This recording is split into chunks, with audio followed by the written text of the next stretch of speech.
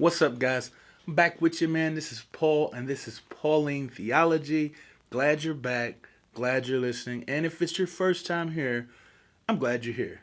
And I hope you stay. What we're going to talk about today is big questions.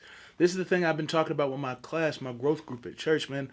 We've been trying to ask some questions that have been on the minds of some of my people in the group, as well as just things that are going on in the culture right now. And one of those things is, should we side with Israel? I think this is an important question because it's like Joe Biden has left Israel, the national country, took our troops out or something like that for the first time in a long time. And so it's something that's relevant to us right now. And the question is, should we side with them? Now, when I began to ask a couple of my friends this, a couple of my mentors this, a couple of people that I disciple under, just trusted people I thought would understand the situation, I had to reassess my thinking about this. Because at first I just assumed that it was strictly theological. But the idea is actually more than that. It's also political. It's not just theological, but political in nature. Now, the political side, I don't have too much of an idea on that. I am not deep into politics or understanding the nuances of any of those type of things. But I do know that, or at least I've been told, that it is good to be able to side with people that seek to develop a better life, because Israel is one of the only countries in that area that is democratic or a free state. And so because we believe as Americans, or if you believe as Americans, that this is the best type of government, then to support them would be a good thing. Now, I don't know what kind of government they are, how they do it, but I've heard that they hold refugees, allow people to come in to gain a better life and liberty and freedom for happiness. And I think that those are great things. And if that's what they do over there, then by all means support them.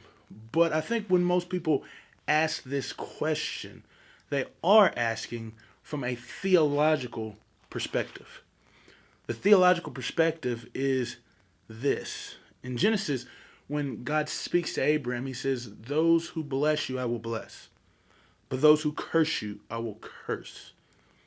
And this is because Abraham was chosen of God. And his descendants, physical descendants, were physical Israel, the Hebrew people, the Israelites, the country Israel. And so after that, he talks to the people of Israel when he instituted them as a state, as a government, as a geopolitical state. He says to them in Deuteronomy chapter 7, it says that I didn't pick you because you were the greatest. It says, I didn't choose you because you were the strongest. Matter of fact, you were the weakest. But I chose you because I promised to your forefathers. And I set my heart on you because I loved you. And so these are the chosen people of God. And they are also a people in which God said those who bless them will be blessed. Those who curse them will be cursed.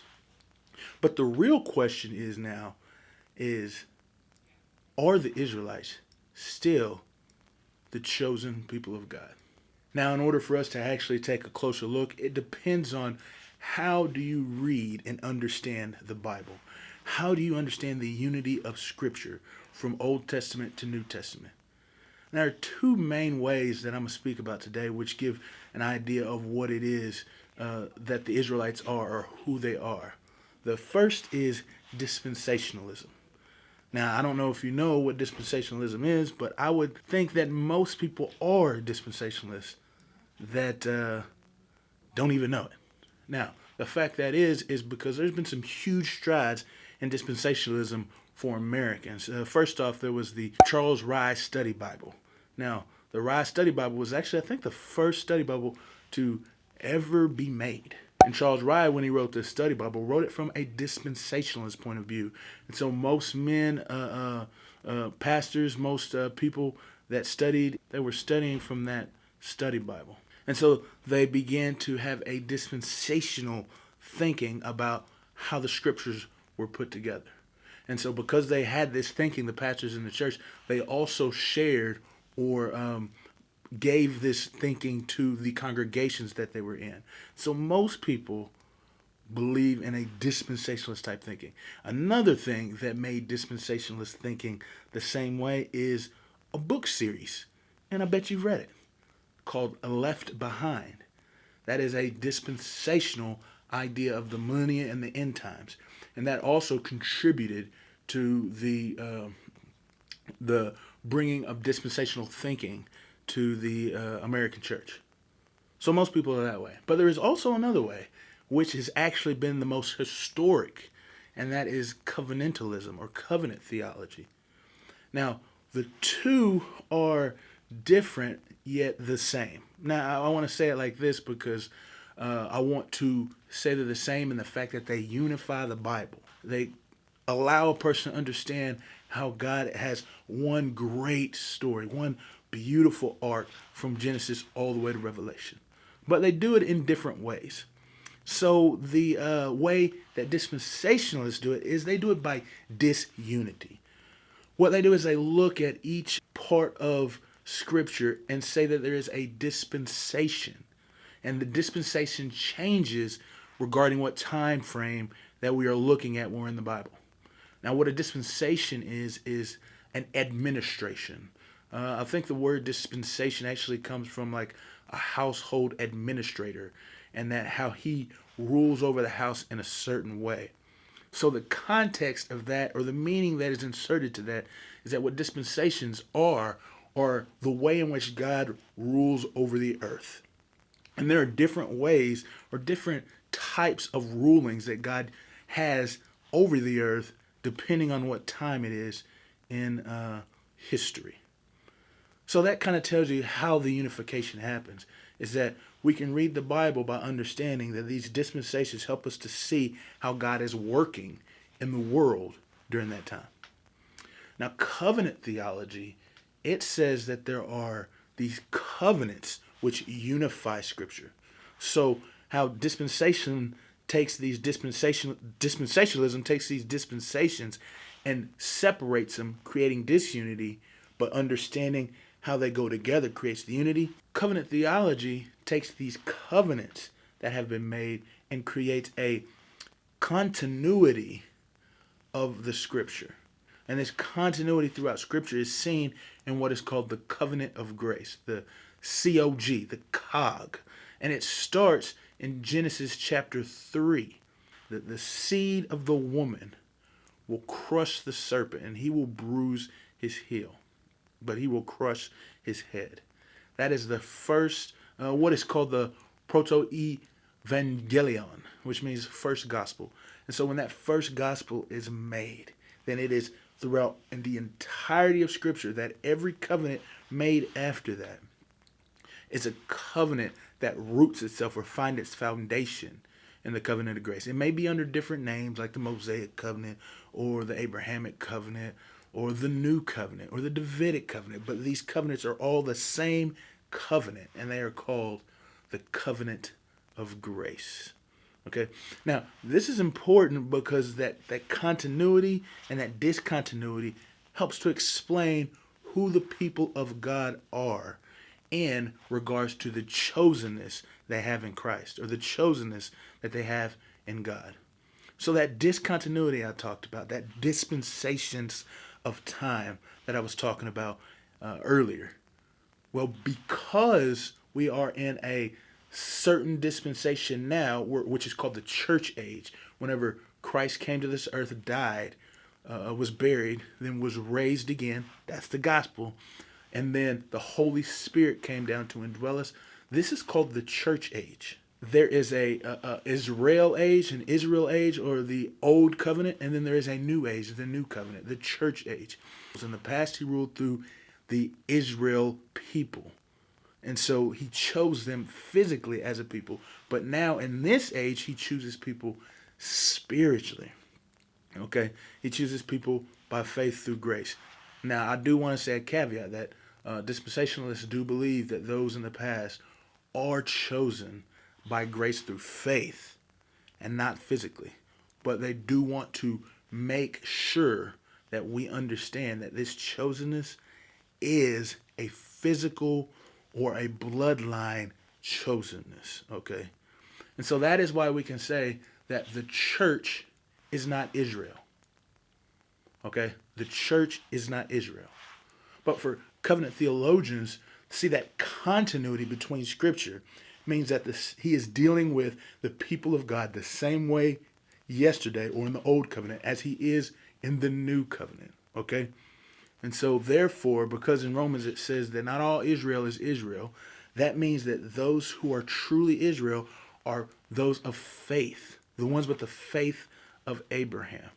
And so covenant theologians see this continuity as the people of Israel through time, even after the death, the burial, the resurrection, and the coming of the Holy Spirit. That means that the people of God, or Israel, is the church. And that means that true Israel, that's the key term, true Israel is the church. So the church has always been and will always be Israel. So with dispensationalists, it is church and Israel separated. With covenant theology, it's church, Israel are the same. Now it's important to understand that because it is how you read Scripture or how you understand this concept as to where you have to make the decision as to say, should we side with Israel because they're Israel? Now, quick answer real quick. Should we side with Israel? Well, we should love Israel above all, because that is what it is to be a Christian, is to love all people. But the question is not that. Do we love Israel because they are image bearers of God? So I just want to make that point clear, is that we should love everybody. We should love all peoples because they are made in the image of God. That is what God has called us to do, to love our neighbor as ourselves. Love neighbor. Love God and love neighbor. But the question is, should we love Israel because they are Israel? And it depends on which side you fall on in your understanding of Scripture and how it's unified or how it's understood. If you fall on the dispensationalist camp, then you say, well, yes, we should side with Israel because God says he will bless those who bless Israel, and he will curse those who curse Israel. And so if you desire for the blessings of God, then you side with Israel. If you desire for the curses of God, then you go against Israel. I don't think anybody wants curses.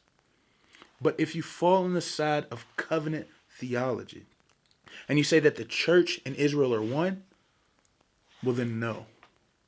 It is not incumbent upon you to side with Israel, because that Israel is not the Israel that God said that if you bless them, you will be blessed. And if you curse them, you will be cursed.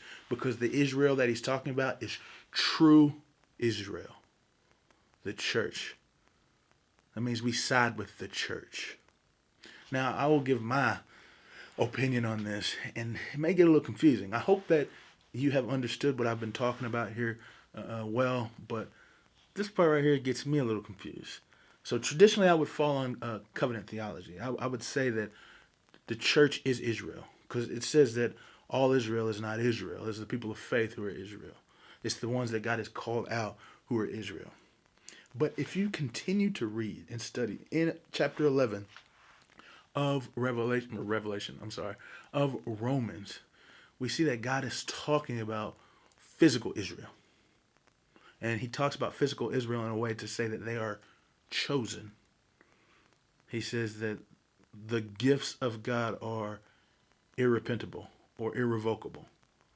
That means when God called them to a certain thing and he made them a certain way, they will always be that way.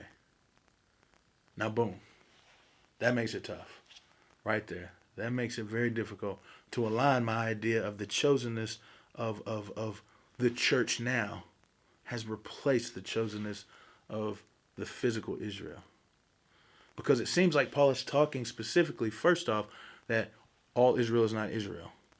That there is the church, and the true church, or the true Israel, are those who come to faith in Christ. But then at the same time, he says that physical Israel is still special. Their specialness has not changed. It says it's irrevocable. Their specialness has not changed. And so I get a little confused as to how to understand that. And so sometimes I lean towards the chosenness, the specialness of the people of God in Israel. And you can kind of see it manifested. There's like some kind of supernatural hatred for the Jews. And it seems like in every century there's something or someone or some nation trying to destroy them. But they can never be destroyed. They became a nation again. They've resurrected, or some would say that it's a different language, but the Hebrew language, which was dead for so long. It's like there is something special about this people on this earth that they cannot be destroyed. So I'm a loss. I'm a loss, man. I'm gonna tell you. So I'm sorry if this didn't help you in trying to understand, because when I taught this to my class, they were like, I just wanted a yes or a no. But I wanted them to understand that it is how you think about the Bible. It's how you read the scriptures to understand the side in which you fall on. And so with this, man, I pray that you guys will come to a conclusion. That you would find out on your own. You would search the scriptures. You would study the scriptures. You would dive deep into the person of God to understand what it is that He would have you to understand and see and know. And then you can come up with that conclusion. But I gave you the facts. Hey, I appreciate you guys for listening, man. I appreciate you guys for being here and just diving deep with me into these understandings. This has been another one for big questions. And I hope that, it seems like it's becoming a series, so I hope that you enjoy the series. If you have any more questions, man, put some in the comments and let me know. And I'll try and work on those as well. Check out my podcast. I have a daily devotional called Pauline Theology's Daily Devotional. You can get it on Apple, iTunes, or Google Tunes, or I don't know what they call it, Google Podcasts. That's it. Man, anywhere you get podcasts, I'm going to be there. Wherever you find podcasts, I'm going to be there. And we're going over 1 Peter right now. And it is deep and just really resonating with my soul right now, man. Just about suffering, but about the glory that is to come. To seeing the awesomeness of God and knowing that there's going to be a resurrection of us, a reconciliation of the world, just some wonderful things that we can look forward to because of the sacrifice of Jesus. So even though we got some pains coming, we can look forward to the joy, just like it was set before Jesus, is set before us. I'll see you guys in the next episode, and thank you for watching.